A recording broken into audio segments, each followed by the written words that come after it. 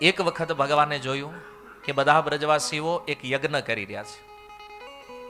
તો ભગવાને કીધું, આ યજ્ઞ કોના માટે કરો છો?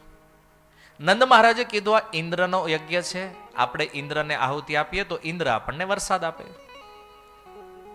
તો ભગવાને કીધું કે જે લોકો ઇન્દ્રનો યજ્ઞ નથી કરતા એને ત્યાં વરસાદ નથી પડતો. ભગવાન એક વિચિત્ર તર્ક આપી રહ્યા છે નંદ મહારાજને કે વરસાદ તો ત્યાંય પડે છે જે લોકો ઇન્દ્રની ઉપાસના નથી કરતા, અને તમે પૂજા કરો છો તોય વરસાદ પડે છે. પૂજા કરવી હોય તો આ ગિરિરાજ ગોવર્ધનની કરો. કેમ? તો કે આના ઘાસચારાથી, આના જળથી આપણું અને આપણી ગાયોનું પોષણ થાય છે. તો જેનાથી આપણું જીવન હાલે, પોષણ તો એનું, પૂજા તો એની જ થવી જોઈએ. તો ભગવાન કૃષ્ણની વાત સ્વીકાર કરી અને નંદ મહારાજે કીધું કે ભાઈ આ વખતે ઇન્દ્ર યજ્ઞની જે સામગ્રી છે આનાથી આપણે ગિરિરાજ ગોવર્ધનની પૂજા કરશું. ભગવાનની વાત માની અને બધા વ્રજવાસીઓ સહેમત થયા. ઇન્દ્રને જઈને કોઈ સમાચાર આપ્યા કે તમારી પૂજા બંધ થઈ ગઈ છે અને પર્વતની પૂજા શરૂ થઈ છે. ઇન્દ્રને આવ્યો ક્રોધ. હવે અભિમાનમાં જો ઇન્દ્ર એવો વિચાર કર્યો હોત કે ભાઈ આની તો પેઢીઓથી મારી પૂજા કરતા આવ્યા છે, કદાચ એક વાર ન કરે એ તે ભગવાનના કહેવાથી તો હાંકી નાખવું જોઈએ. પણ ઇન્દ્રને અભિમાન, જો દેવતાઓમાં પ્રોબ્લેમ જ આ છે. તમે એની 100 સારી વસ્તુ કરો, 100 પૂજા કરો, 100 ઉપાસના કરો, પણ એક ભૂલ કરો ને તો બધા ઊંધા નાખી દે. આપણે સૌરાષ્ટ્રમાં માનતાઓ બહુ લે. એટલે આવું મેં સાંભળ્યું છે આ બધા જૂના જે વડીલો હોય એનાથી, એ કે માની લો આપણે કોઈ દેવી દેવતાની માનતા લીધી હોય ને પછી તમે ભૂલી જાઓ, પૂરી ન કરો તો તમને ભયાનક દુઃખ આપે. પૂરી ન કરો તો. પણ એ દેવતા એ ન વિચારે કે આણે 99 પૂરી કરી છે, કદાચ એક બિચારો ભૂલી ગયો તો એ એમાં ક્ષમા જેવું દેવતાઓમાં આવે નહીં કાંઈ, એ તમને ઊંધા જ નાખે. તો ઇન્દ્રએ પણ વિચાર ન કર્યો કે આની પેઢીઓથી મારી પૂજા કરે છે, કદાચ એકવાર નથી કરી તો જવા દે. નહીં, હું સ્વર્ગનો રાજા છું, વર્ષાનો અધિષ્ઠાતા દેવ છું, તો પછી મારી પૂજા કેમ નહીં? અને અભિમાનમાં પ્રલય સમયના સંવર્તક મેઘને આદેશ આપ્યો કે જાઓ અને 84 કોષ બ્રજને બહાવી દો, આખું નષ્ટ કરી નાખો. અને એ વાદળો આવ્યા અને એવો મુશળધાર વર્ષા, બધાને લાગ્યું કે આ બ્રજ તો પ્રલય થઈ જાય. ભગવાન કે કાંઈ નહીં થાય. ને ભગવાને જોયું ઇન્દ્રનું આટલું સાહસ, બ્રજવાસીઓને તું મારવાનો છે. ભગવાન ગયા ગિરિરાજ ગોવર્ધન પાસે, અને જેવા ગિરિરાજજી પાસે ગયા, ગિરિરાજજી અપને આપ ઊંચા થઈ ગયા અને એની નીચે જઈ અને ભગવાને ડાબા હાથની ટચલી આંગળીના નખ ઉપર ગિરિરાજજીને ધારણ કરી લીધા. બોલો ગિરિરાજ ધરણ ભગવાન કી. ગિરિરાજજીને ધારણ કર્યા. બધા બ્રજવાસીઓને કીધું અહીં વી આવો નીચે. અને આજ જોઈ લઈએ છીએ કે ઇન્દ્ર શું કરી લે છે આજે. હવે ગિરિરાજજીને ઉઠાવ્યા ભગવાને. 7 વર્ષની ઉંમર, 7 વર્ષની ઉંમરમાં આવો વિશાળ પર્વત એક આંગળી ઉપર ભગવાને ધારણ કર્યો. બધા બ્રજવાસીને કીધું અહીં નીચે વી આવો. અને સુદર્શન ચક્રને આદેશ આપ્યો ભગવાને કે ઓલા જેટલું પાણી ત્યાંથી મોકલે ને બધું શોષી નાખો, ફૂંકવી નાખો પાણી. આચાર્યો કહે છે વરસાદનું એક ટીપું બ્રજભૂમિ ઉપર પડવાનો દીધું ભગવાન. જેટલું પાણી ઓલા વરસાવે ગિરિરાજજી ઉપર, કારણ કે બધા ત્યાં જ ભેગા થયા હતા, ગિરિરાજજી ઉપર જેટલું પાણી નાખે સુદર્શન ચક્ર બધું પાણી શોષી લે. અને 7 દિવસ 7 રાત્રિ આ વરસાદ ચાલ્યો. ભગવાનને તો મોજ આવી ગઈ, કારણ કે જે ગોપીઓને મળવામાં એટલું પ્લાનિંગ કરવું પડતું હતું, આજ બધી અહીંયા સામે, અને કઈ જઈ નો એક અમુક ની હાહુ બહુ માથા ભારે હતી. એને કીધું આમ લાજ કાઢો, આને જોવા નહીં. ભગવાને કીધું ન જોવો, જાહો ક્યાં આવી ગયા. એને થોડોક પવન મોકલે, ઘૂંઘટ તો એમના ઉપર ઉઠી જતા ભાઈ. પણ જે 7 દિવસ ભગવાને આનંદ લીધો એમાં, અને પછી તો અમુક ગોવાળિયા એણે કીધું, કનૈયા, આ તે ગિરિરાજ ઉઠાવ્યો, તું પાછો એવું નહીં માનતો કે તારું બળ છે આમાં. ભગવાને કીધું, થોડોક થાક લાગ્યો, ટેકો કરો થોડોક. બધા લાકડી ઉઠાવી, પોતાને આમ નીચે રાખી, અમે ઈ કે ટેકો રાખશું આમાં. હવે લાકડીના ટેકે પર્વત રે. ભગવાને સહેજ નીચે કર્યો તો લાકડીમાંથી અવાજ મળ્યો, કરડ કરડ મંડી થવા.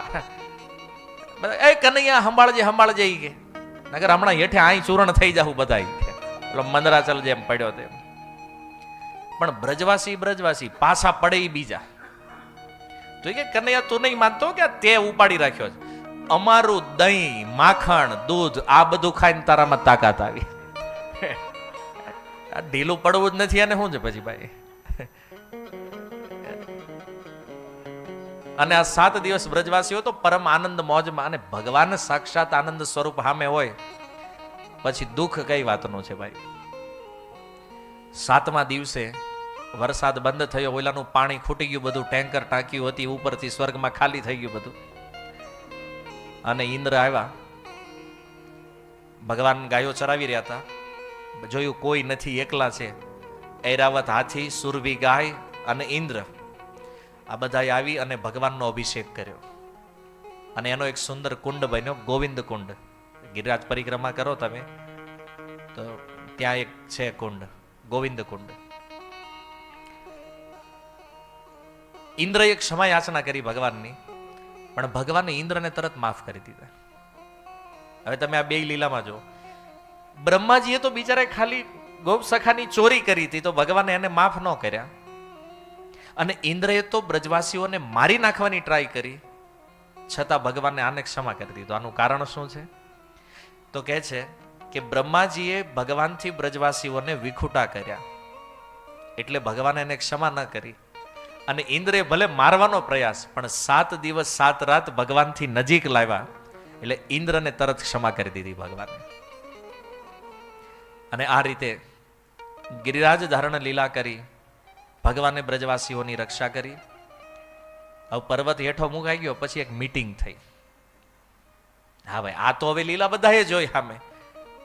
તો જે બ્રજના ગોપ હતા એને એક મીટિંગ કરી, અને મીટિંગ કરી નંદ મહારાજને બોલાવ્યા, અહીં આવો. આ હાચે હાચું કયો, તમારો દીકરો છે કોણ?